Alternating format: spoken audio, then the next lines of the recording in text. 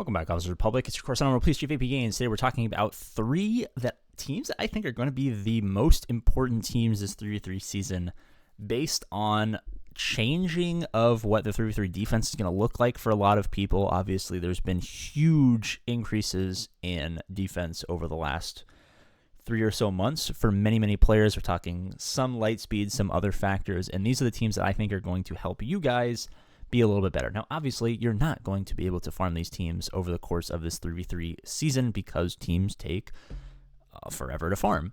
But this is more just to say teams that you're going to get use out of and teams that I think are going to continue to go up in value as time goes on. So not necessarily a bad decision to start farming them now for future 3v3 Grand Arenas because, let's face it, you never lose teams. So counters to prominent defensive teams are still going to be viable next 3v3 and the 3v3 after that.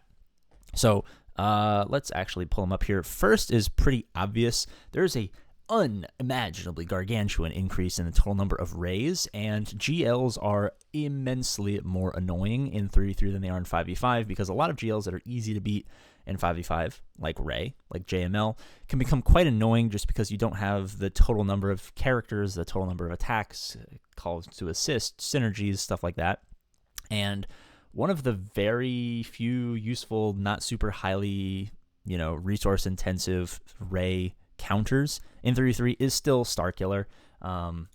Let me actually pull up what the percentage of this happening was. It's pretty high. Let's go 3v3. Let's go Ray. Let's go Starkiller.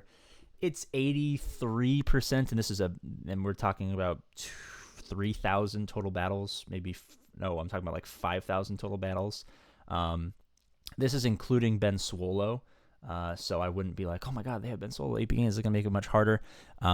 The only thing that would make it kind of annoying is if they had Ben Swolo plus Hoda. Hoda makes it a little bit annoying, but let's be honest, if you're facing lots of Rays on defense, you might be in a lower division. Not that endgame players don't use Ray on defense, but it's something that you're going to see super commonly in Chromium, Merodium, stuff like that. And they're probably not going to put their Hodas with their Ben Swolos and their Rays. So if you have Starkiller, good. If you don't, he's instrumental in the pyramid scheme of success of sadness of success. He's probably the best backbone team in the game. Great value. All his characters are useful. Pretty fantastical team, I would say. Now, next is Afra. Now, Afra has actually got a double value in 3v3. I think Afra is one of the best 3v3 teams in the entire game. Great for cleaning up any Galactic Legend, by the way, because it just hits so hard. But one of the rare cases where it's kind of like the only non-GL Jabba counter in 3v3. Let me actually pull it up here. We're looking at GLs, and then there's a cutoff because of a lack of win percentage. But Afra comes in, and I know this is not great, but Afra's coming in at about a 60 to 65%, and you might be like, APGAINS, that's not great. Okay, are you going to use a 0% counter against Jabba, or are you going to use a 60 to 65% counter to Jabba? It's one of those sacrifices that are needed to be made, and this is without the Datacron. I don't know if the Datacron's still around. I never got it because I'm an idiot, and I was like, oh, you probably need a dark side Datacron to have a dark side character. But no, apparently you need a light side Datacron. That was stupid. Another reason that I think she's actually probably one of the better 3v3 teams for a lot of people these days is she's also a really good counter to Malgus, and Malgus and Jabba are both very annoying in that early to mid game for people where you don't have every Galactic Legend, every backbone team, every fucking team in the game, and you can't just like throw highly relicked R9 teams at everything. So having flexibility to choose who you attack, also being a great GL counter for any GL, and being the only non-GL counter for Jabba in 3v3, immense value for Afra, but also having that opportunity to take out Malgus just a wee little bit. Now, I know you can't use Afra against both Jabba and Malgus, but one of the weird things here is I don't know why, and I'm looking through, and I think this is just because everyone in the fucking game except for me has C. Everyone uses C or SLKR or Gas against Malgus in general, but also in 3v3. But for times when you're punching up and you need to split up your Jedi into, a JML defensive team with like a Basilishan lead that's super annoying, that's where I put my Hoda just because it makes it a tad more annoying over there. And you just find yourself with a free Jedi Knight Luke.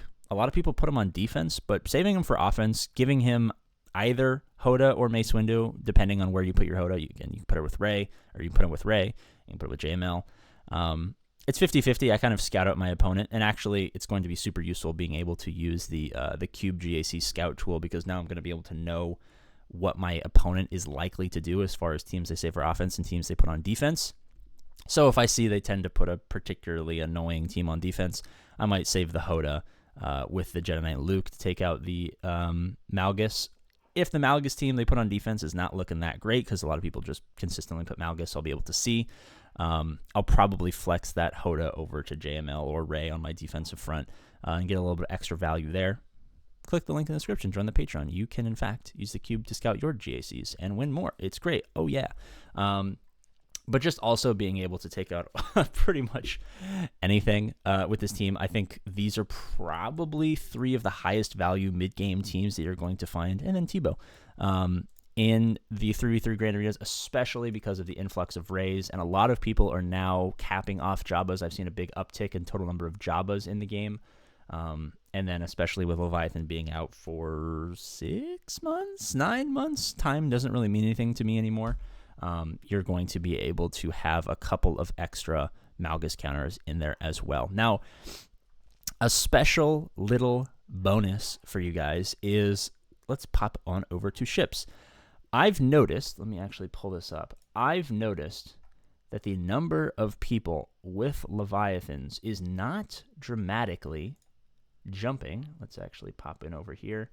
The number of Leviathans is not dramatically popping, which means that, let's be honest, do you really need to iron out a Leviathan counter? Maybe not this 3v3, but next 3v3 and the 3v3 after that and going into the future.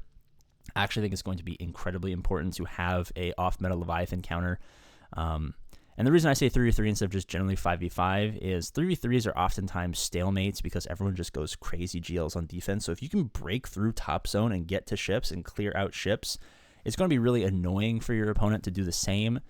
You bring you bring efficiency into into the play a little bit more in 3v3 because it's harder to clear through a lot of teams in the mid game, and having an off-meta Leviathan counter is going to be useful. Now, am I telling you outright that you need the Chimera with the Scythe, which means you have to farm Grand Inquisitor? I'm not, but we exist in an era where people are getting more and more access to Riva, which means maybe we should all, I know I haven't, so this is more of a do as I say and not as I do instance, but I mean, I think we should all be a little smarter. I mean, I know we don't want to do it, but I'm just saying, it makes 3v3 a little bit easier.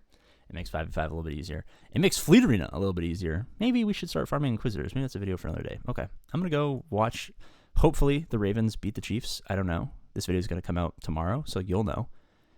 I'll be very sad if the Chiefs win. I'll be very happy if the Ravens win. So, spoil the game for me in the comment section. Bye-bye.